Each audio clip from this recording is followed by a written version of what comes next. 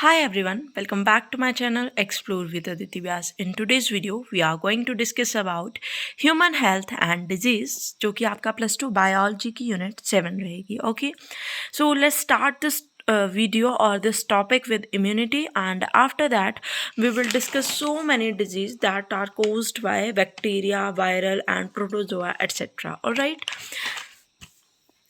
अगर आपने अभी तक मेरे चैनल को सब्सक्राइब नहीं किया है देन प्लीज़ सब्सक्राइब इट, ताकि आपको फर्दर वीडियोस के लिए हेल्पफुल रहे. ठीक है. If we talk about immunity, हमने नाम इम्यूनिटी का बहुत ज़्यादा सुना है. जब कोरोना हम फेस कर रहे थे, ठीक है, तब बात बात पे एक ही बात बोली जाती थी कि इम्यूनिटी इंक्रीज़ करो, इम्यूनिटी स्ट्रॉन्ग करो, और हर एक प्रोडक्ट में भी इम्यूनिटी के बारे में ही बताया जाता था. तो एक्चुअल में ये इम्यूनिटी होती क्या है? कुछ नहीं, but this is the overall ability of the host to fight the disease causing organisms. ठीक है, कि एक एबिलिटी होती है किसकी, होस्ट की, कि वो डिजीज़ कॉजिंग ऑर्गेनिज्म से किस तरह से फाइट करता है. ठीक है, ठीक है. इसीलिए हम बोलते हैं कि इम्यून सिस्टम स्ट्रांग होना चाहिए. अगर वो स्ट्रांग होगा तो जो हमारा होस्ट होगा वो ईजिली फाइट कर लेगा किसके साथ, डिजीज़ के साथ. और अगर नहीं होगा तो फिर उसे आर्टिफिशियल मेथड्स प्रोवाइड करवाने पड़ेंगे. ठीक है, तो दो टाइप रहते हैं हमारे पास इम्यूनिटी के. द फर्स्ट वन इज़ इनेट, जो कि हमारे पास बाय बर्थ होता है. ठीक है, and the second one is acquired, जो कि हमें आफ्टर बर्थ मिलता है. ठीक है, और जो इनेट वाला हमारे पास इम्यूनिटी रहता है वो नॉन स्पेसिफिक होता है, यानी कि किसी भी डिजीज़ के साथ वो फाइट कर सकता है.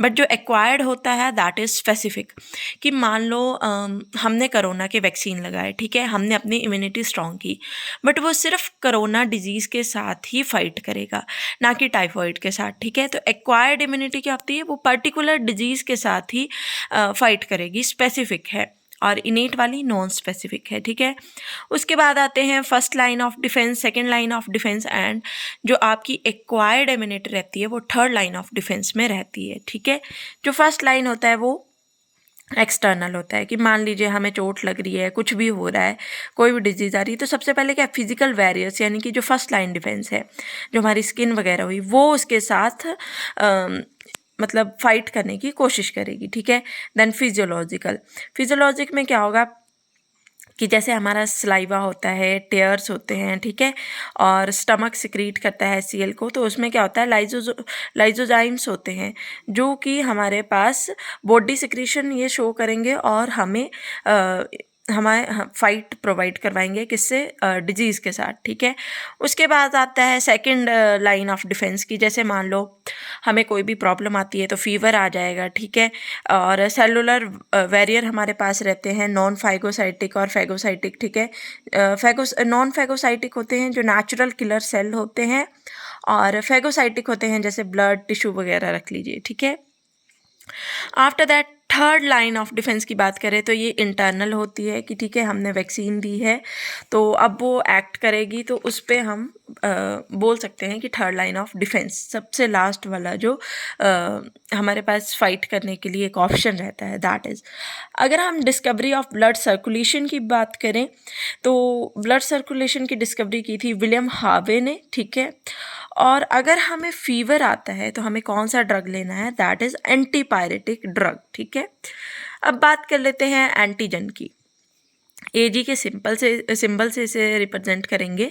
मॉलिक्यूलर वेट इसका या तो 10,000 डाल्टन से ज़्यादा रहेगा या बराबर रहेगा, तभी उसको हम एंटीजन बोलेंगे. ठीक है, और एंटीजन के जो मेन दो टाइप्स हैं जिनके थ्रू हम इसके स्ट्रक्चर को एक्सप्लेन कर सकते हैं, दैट इज़ एपिटोप्स एंड फेरोटॉप्स. ठीक है, तो ये एंटीबॉडी का बाइंडिंग साइट है टू एंटीजन, और ये एंटीजन का बाइंडिंग साइट है टू एंटीबॉडी. ठीक है, एंटीबॉडीज़ की बात करें तो इसके वेरियस टाइप हमारे पास यहाँ पे रहते हैं, लेकिन जो सबसे ज़्यादा प्रेजेंट होता है वो है IgG, दैट इज़ 80%. ठीक है, तो ये क्वेश्चन भी आपको पूछा जा सकता है कि हैवी चेन या लाइट चेन के बारे में बताइए, तो हमारे पास जो बहुत सारे टाइप्स होते हैं वो हैवी चेन में ही प्रेजेंट होते हैं. ठीक है, अब हम इस टाइप को डिस्कस कर लेते हैं क्योंकि ये बहुत ज़्यादा प्रेजेंट होता है इसलिए. ठीक है, तो ये स्मॉलेस्ट रहता है, प्लेसेंटा को ये क्रॉस कर सकता है, मोनोवेलेंट रहता है, और 2 एंटीजन बाइंडिंग साइट होती हैं और बाइंडिंग साइट रहती हैं, ठीक है। तो अब बात करते हैं टिश्यू ग्राफ्ट और ऑर्गन ट्रांसप्लांटेशन, ठीक है, कि ट्रांसप्लांट कैसे कर सकते हैं किसी भी ऑर्गन को, या ग्राफ्टिंग जो हमने पढ़ी थी ना प्लांट्स वगैरह में भी, तो वही बात यहाँ आती है कि टिश्यू को ग्राफ्ट कैसे कर सकते हैं। तो सबसे पहले तो ब्लड ग्रुप जो है वो मैचिंग चाहिए, ठीक है, और MHC मैचिंग चाहिए, ठीक है, और इम्यूनोसप्रेसिव ड्रग आप ले सकते हैं ताकि वो ऑर्गन प्रॉपर्ली फिट हो जाए, और उस ड्रग का नाम आपको बार बार पूछा जा सकता है, नीट का भी ये क्वेश्चन रहता है, ठीक है। तो उसके बाद हम बात करते हैं एक्टिव एंड मैसिव इम्यूनिटी। मैंने यहाँ पे आपको हैंड रिटन नोट्स प्रोवाइड करवा दिए हैं। समझा मैं थोड़ा फास्ट रही हूँ क्योंकि वीडियो थोड़ी लेंथी है इसलिए, ठीक है। तो एक्टिव इम्यूनिटी क्या होती है, जो एंटीबॉडी प्रोड्यूस करते हैं बाय द होस्ट, ठीक है, सॉरी, तो ये स्लो होती है और लॉन्ग लास्टिक होती है। बट पैसिव जो है वो हम प्रिपेयर्ड करवाते हैं एंटीबॉडी टू होस्ट, और ये फास्ट रहती है लेकिन बहुत कम इसका ड्यूरेशन रहता है, ठीक है। जैसे मान लो कोई भी बॉडी में इन्फेक्शन हो रहा है तो हम क्या करते हैं, हमारी बॉडी खुद ही फाइट कर लेती है, ठीक है, और आर्टिफिशियल वे में हम वैक्सीनेशन कर लेते हैं, ठीक है। पैसिव में देखिए नेचुरल जो है क्रॉस द प्लेसेंटा वगैरह आ जाएगा, और आर्टिफिशियल में जैसे हम टेटनस का इंजेक्शन लगवाते हैं या स्नेक काट जाता है तो एंटीविनोम का इंजेक्शन लगाते हैं, ठीक है। अब बात करते हैं डिजीज़ की, जो कि इस चैप्टर की बहुत इंपॉर्टेंट रहने वाली हैं। तो डिजीज़ जो है मेनली हमारे पास बैक्टीरियल डिजीज़ होती हैं, वायरल, प्रोटोजोआ, फंगाई एंड हेलिमेंटिक, ठीक है। जो बैक्टीरियल डिजीज़ होती हैं बैक्टीरिया कोज करता है, that is typhoid, dysentery, plague, ठीक है। तो इसमें जो हम पढ़ने वाले हैं दैट इज़ निमोनिया और टाइफॉइड, जो बहुत ब्रीफ में पढ़ेंगे, ठीक है। वायरल की बात करें तो कॉमन कोल्ड और एड्स की बात आ जाएगी, ठीक है। प्रोटोजोआ की बात करें तो मलेरिया, अमेवाइसिस आ जाएगा, और फंगाई में रिंगवॉर्म्स आ जाएंगे, और हेलिमेंटिक में फाइलेरियसिस और एलिफेंटेसिस आ जाएगा, ठीक है। टाइफॉइड जो है वो सैल्मोना टाइफाई की वजह से होता है, ठीक है। याद रखने की इसमें चीज़ रहेगी कि पैथोजन कहाँ से एंटर करता है, स्मॉल इंटेस्टाइन में थ्रू फूड एंड वाटर, ठीक है।